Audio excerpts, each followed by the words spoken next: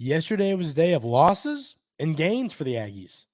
I think it was a pretty good day all around.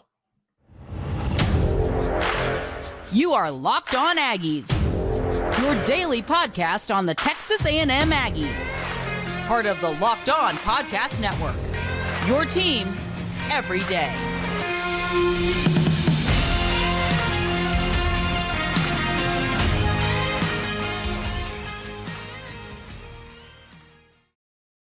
Welcome on into Locked On Aggies. I'm your host, Andrew Stefaniak. Thanks for making Locked On Aggies your first listen every single day. Today's episode is brought to you by FanDuel. Make every moment more right now. New customers get $150 in bonus bets with any winning $5 moneyline bet. That's $150 if your team wins. Visit FanDuel.com/lockedon to get started.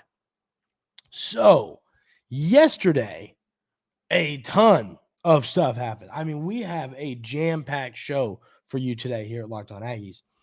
And the first thing, which I think is the most relevant piece of information from the day, there were a lot of positives. I count 1, 2, 3 positives. And I think you can count 2 negatives. 1, 2. And we're going to discuss them all today. We are going to start with a negative, as much as that pains me, but I do think it is the most relevant piece of information that happened yesterday, and that would be Evan Stewart hitting the transfer portal.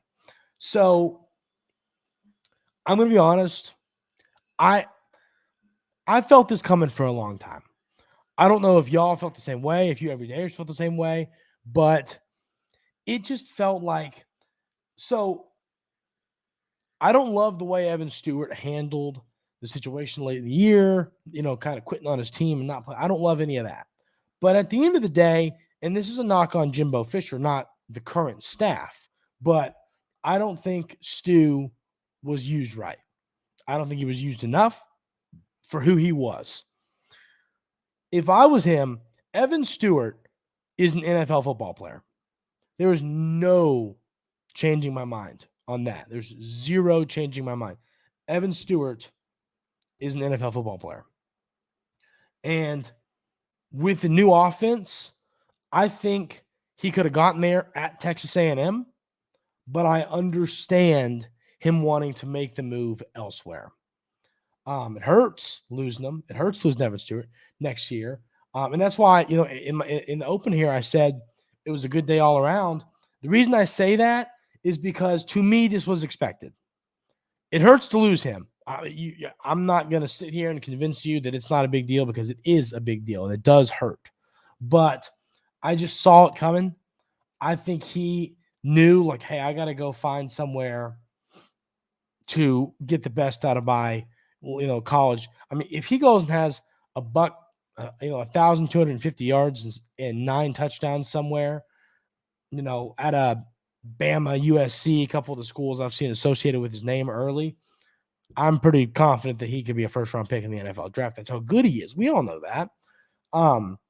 So if he felt with the meetings with coaches, obviously he got to know Coach Elko. He got to know Coach Klein because he stayed for a little while. But he decided to inevitably make the move, which I understand. If he thought that was the best move for his college football career and chance at making his dream come true of playing at the NFL, I get it. I do. So losing Evan Stewart hurts. I want y'all to let me know 2 things in the comments. Was this a surprise? Stuffed up today, ladies and gentlemen. Was this a surprise? To me, it was not. And secondly, how do you feel about the wide receiver room now that Stu is gone? And we're going to kind of run through it.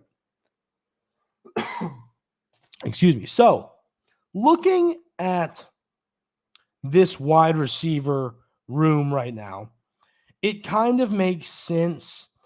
People were commenting and saying, well, Andrew, why are there so many? We've got plenty of receivers. Why are we going to get more receivers in the portal? I think that they had a feeling Stu was going to leave. Once again, kind of I didn't really know much. I just had a feeling he was going to go somewhere else to play. So, but you currently have 2 receivers committed in the portal. You have Cyrus Allen from Louisiana Tech, and then you, of course, have Javon Harvey from Old Dominion. Both of those guys were relevant and were going to have snaps, even if Stewart was still here. Now that he is, moved on, those guys' roles increase even more. They're veterans. They've played college football. They can come in and help this team right now, which is why landing them is so much more important now than it was 2 or 3 days ago when it happened. We were kind of like, well, we've got Noah Thomas and we've got Evan Stewart and we've got Jahdae Walker. What do we need these guys for? Now you know why. Because now you got Noah Thomas and you got Jahdae Walker. We kind of go, we're kind of running low here. You got other names in the room. But I still feel good about this room. I think that Noah Thomas is a great football player. I think Jahdae Walker could explode onto the scene. Watch out for Jahdae Walker, ladies and gentlemen. I think he can do something special this season. I wouldn't be surprised to see him go for 1,000 yards. I think he is so talented. Give credit to the previous regime for landing him. He's the real deal. That was some solid talent evaluation from a smaller level school. So I'm very impressed with him.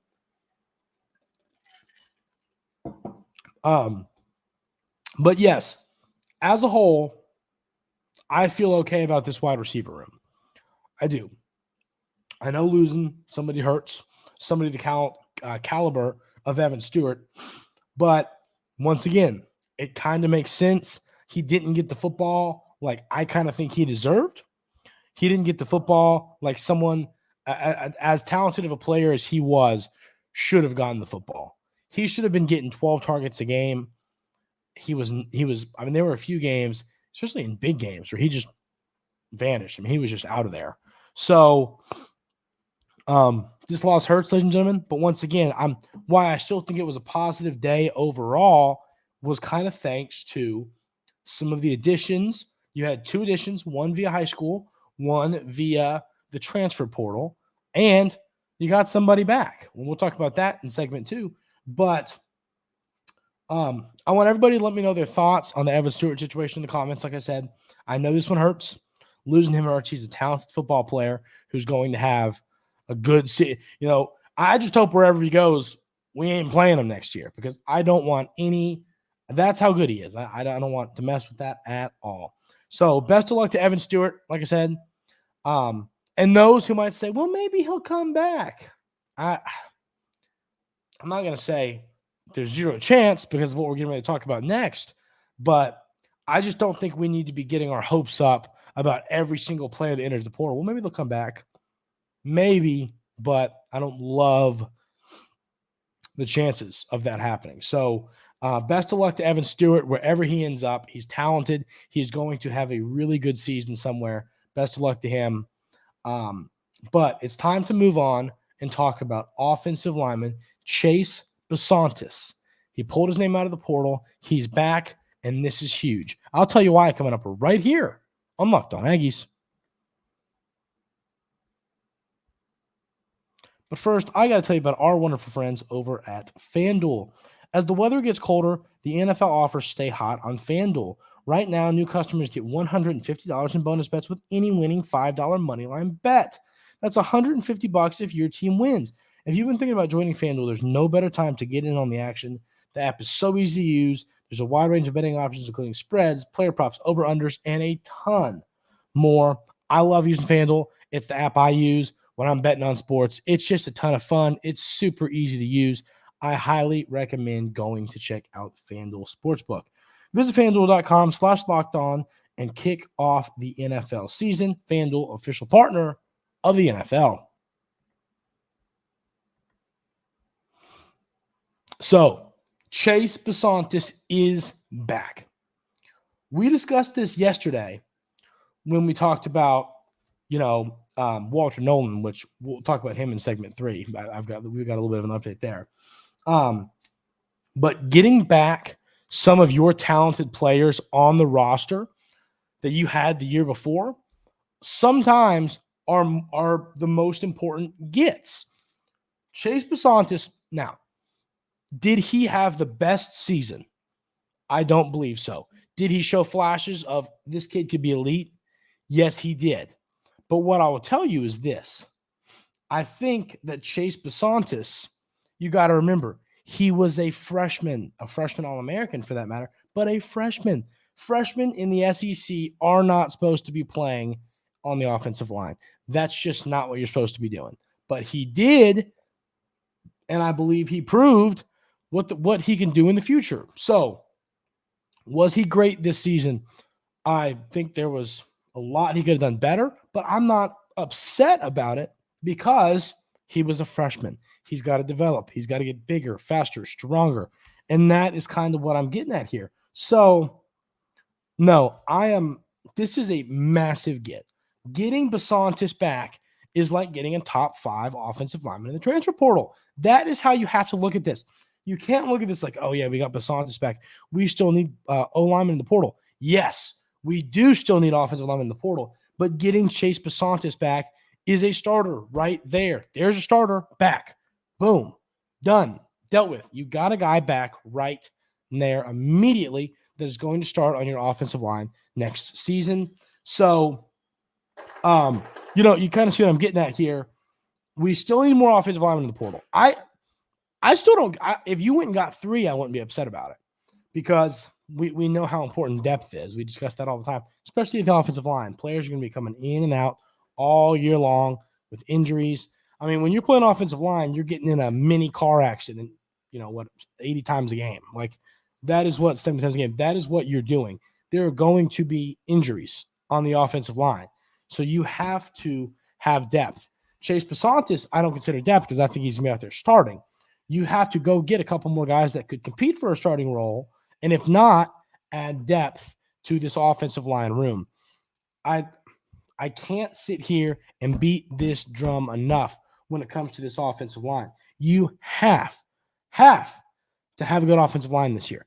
I am so sold on Coach Klein and what his offense is going to look like, what this team's going to look like under him.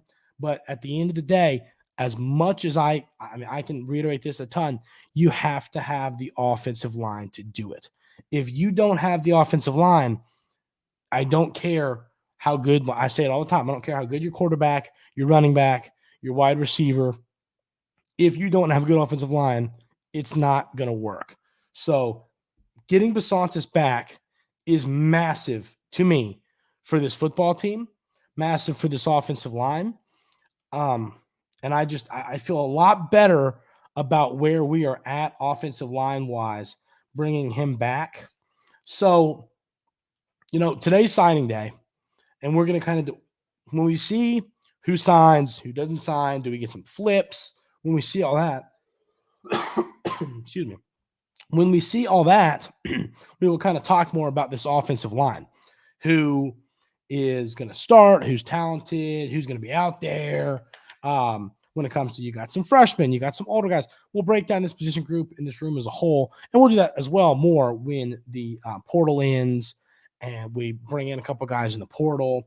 Once again, I've discussed it a ton. Texas A&M is pursuing offensive linemen in the portal. They are going to land some. It might not feel like it. I get it. It's frustrating. We want them. We want them now. Like a kid in the candy store. I want them and I want them now. But we're going to get them. We're going to get offensive linemen. They're going to make this football team a whole heck of a lot better heading into next season.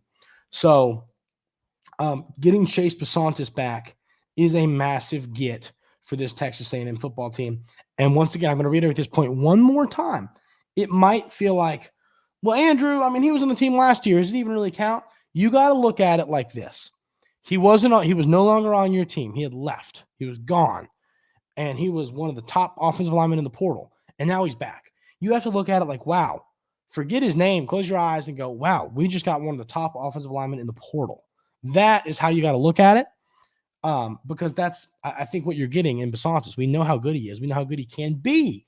Sophomore year, junior year, he could be an absolute monster. He's got the frame. I think he's got that dog mentality. I think he just needed to develop a little bit more for the speed of college football. So, he's kind of there now, and I feel pretty good about this offensive line moving forward and kind of what he's going to do next year and how this offensive line is going to look next year. So we've got two more things to discuss. We've got a 2024 commit and a transfer portal addition, plus a couple guys who were on the team last year, found new homes, and one is down to 2 potential new homes. We will discuss all that coming up right here on Locked On Aggies. But I got to tell you about our friends over at LinkedIn Jobs. When you're hiring for your small business, you want to have as many top-tier candidates as possible to interview. That's why you have to check out LinkedIn Jobs. LinkedIn Jobs has the tools to help find the right professionals for your team faster and for free. I love LinkedIn Jobs. I discuss this all the time. It's an app that I have used hiring. I have used looking for jobs before. It's just an easy-to-use application that wants to put employers together with potential employees and wants to help people looking for a job find one that best suits them with their skill set and different things they want to do, enjoy, and are good at. Post your job for free at linkedin.com/lockedoncollege. That's linkedin.com/lockedoncollege to post your job for free. Terms and conditions do apply. So, ladies and gentlemen, we do have a long segment 3 today with a ton to discuss. Yesterday, the Aggies flipped 4-star defensive lineman Kendall Jackson. This, to me, I got to read you this history here because it's hilarious and it really kind of speaks to the world of college football we live in. So, listen to this timeline. I just get a kick out of this. All right. December 2nd. Here, let's go all the way. We'll go all the way back and when did he commit? So he basically he commits back here. Let me go back. I'm on his 24/7 sports. Okay. So he commits on July 12th to Florida, right? Commits to Florida July 12th, 2023. Decommits December 2nd. On December 9th, he commits to Miami. And then on December 19th, he decommits from Miami and flips to Texas A&M. So I just find that funny. Not a knock on Kendall Jackson, just it's the world of college football we live in. The Miami Hurricane fans will remember him in the 10 days he was committed. But all kidding aside, I just got a kick out of that and wanted to share that because that's kind of funny. But when it comes to Kendall Jackson as a player from Gainesville, Florida, 6'4", 250-pound defensive lineman. He's ranked number 407 in 24/7 Sports composite rankings, 4-star player. And then this is his scouting report. So Andrew Evans, the director of scouting for 24/7 Sports, has this to say about Jackson and kind of what he brings to the football field. A scheme versatile defensive lineman with growth potential and developmental upside, has lined up in everything from a wide 9 to a 0 technique at the prep level, but figures to settle in as more of an interior player as he's younger for his grade and believed to already be hovering around 6'4", 250. Totaled 7 sacks as a sophomore before racking up 12.5 more as a junior while facing well-respected competition week in and week out down in the Sunshine State. Makes the biggest difference with his motor as he keeps his legs pumping and is always looking to clean up the trash. Plays with a nice forward lean and at times can just overpower opposing tackles, guards with his wide base and initial push. Comfortable with a few pass rushing moves, but must keep getting better with his hands, as that will also allow him to get off blocks faster and stuff gaps. Should be viewed as a potential multi-year starter at the Power 5 level. Might not be the most explosive point of attack player, but knows how to win with effort, which is important. Could be molded into a variety of different things, but looks like a future 3 or 4-eye heading into his senior season.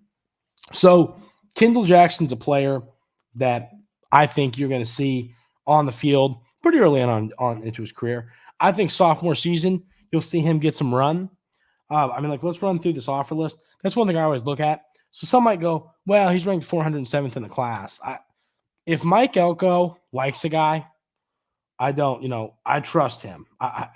If he sees a player he likes, he wants to go get, I trust in him when it comes to his defensive mind. He watched tape on this kid. He watched this kid play live, whatever it may be. And he went, we need that guy in our class. And he made a hard push and sold his vision to Kendall Jackson. But let's listen to some of these offers. Arkansas, Florida, Kentucky, Miami, FAU, Georgia Tech, Iowa State, Kansas, Louisville, Maryland, Mississippi State, Nebraska, Ole Miss, Texas, Troy, UCF, USF. So a lot of P5 schools, a lot of SEC schools on that list. He visited Miami, Kentucky, Florida, Arkansas before eventually deciding he wants to play at Texas A&M. So this is a good flip for Texas A&M. This takes your class. I think it was sitting at 2020 the other day, moved up a spot to 19. That's the composite rank. It's overall rank 17. Your transfer portal rank, according to 24/7 Sports, is 15. So, you're back up to 15 commits in this class. You got to remember, like we discussed, they're going to find a way to have a competitive roster in 2024. Whether it's throwing together guys on your roster currently, transfer players, and some of this recruiting class, they're going to have a roster. Just because this recruiting class dropped, 10 players, whatever it is, does not mean they're not going to go and land some talented players via the portal. They are. You've already got, how many? 5, right? 6 players committed via the transfer portal. So, they're going to fill out this roster. Every person committed in the transfer portal right now makes this football team better immediately. I see a lot of guys who could come in and get snaps and play right now via, from the transfer portal, a lot of these kids. So, like Will Lee is going to be a monster. Harvey, I think, and Cyrus Allen are going to be great. Trey Jones, and then the new guy as well, which we'll discuss coming up here in a second. But I think landing Kendall Jackson is a good get for the Aggies. I feel good about this. I think he's a player who really can help your football team. I think he makes you better. So it's a good kind of last second get before signing day. Makes your class better, makes your football team better. And whenever Mike Elko goes and handpicks a player on the defensive side of the football, I am sold. So I feel good about this commit. Once again, let me know y'all's thoughts on Kendall Jackson in the comments. Now, the next thing we're going to talk about is Garrett Miller, the former Purdue Boilermaker tight end. This, and if I'm overhyping this, tell me. I really like this addition. 30 receptions last season, 243 yards, 2 touchdowns. He was a safety blanket. He can be a safety blanket for Wigman this season. 6'5", 250. What I like about him is he is a do-it-all tight end. He can block, and he can get out and catch passes. That, to me, is so important for a tight end, and that is what you have in Garrett Miller. The other thing you have to remember, look at Kansas State last year. Colin Klein's system will love Garrett Miller because Colin Klein's system loves tight ends. Last season, Kansas State's leading receiver, was the tight end Sinnott, 49 receptions, 676 yards, and 6 touchdowns. He loves to get the football to the tight end. And that is why bringing in a guy like Garrett Miller is such a great addition. He's a guy who can help block. He can help the offensive line block on runs, on whatever. And he can get out and catch passes. Coach Klein loves to slip tight ends and get the football to them in space. Let them use, 6'5", 250-pound frame to catch the football, get some yards after catch. That is what Coach Klein wants to do with tight ends. And that is what he's going to be able to do with a guy like Garrett Miller, who has played at the Power 5 level. He's competed against Michigan and Ohio State, played against the best teams in college football. So I don't think this transition to the SEC is going to be all that difficult for him. So this is a large addition just based off how Coach Colin Klein loves to use tight ends and loves to use his offense. So let me know, once again, in the comments, how do we feel about the addition of Garrett Miller via the transfer portal from Purdue from the Big Ten? So 3 notes before we call it a day here at Locked On Aggies. One, Walter Nolan, it came out yesterday via On3 that he is down to Oregon and Ole Miss. So the rumors that we were kind of discussing yesterday about, could we see a potential return from Walt? I don't think that's looking great anymore. I think you're going to see him head away, which hurts. It's kind of like what I said with Bisontis. Is like, if you go get Walt back, you're basically getting a top player in the portal. So him leaving hurts. I was on the radio yesterday and people were asking me, like, how do you feel about the rumors that Walt might be back at A&M? And I said, I still kind of lean on Miss here. And that's inevitably kind of what happened.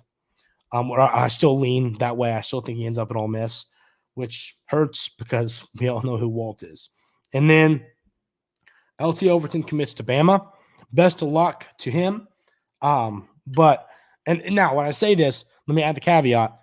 We all want what's best for LT Overton, but man, it'll hurt if he goes to Bama and has like 11 sacks next year and turns into a first-round pick, which would be great for him. We're all rooting for him. I'm just saying that would stink to see, Alabama get the best out of him with how talented he was out of high school. We knew who he was, and you just couldn't really get it out of him with the previous coaching staff.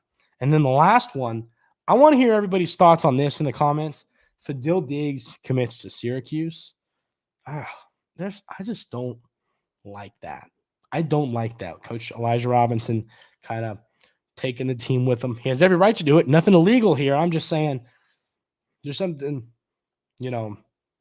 I just don't love it. So let me know y'all's thoughts on Fadil Diggs following Coach Robinson to Syracuse. I'm very curious to hear that. That is going to do it for today's episode of Locked On Aggies. Thank you all for tuning in every single day. Tomorrow we will have all of your signing day information. What happened? Good, bad, positive. Are we upset? Are we happy? We will be able to run down through all of that on Thursday's episode of Locked On Aggies. Everybody buckle in. It should be an interesting signing day. Hopefully the Aggies have a good day. Thanks for tuning in. I really do appreciate it, and we will see you tomorrow.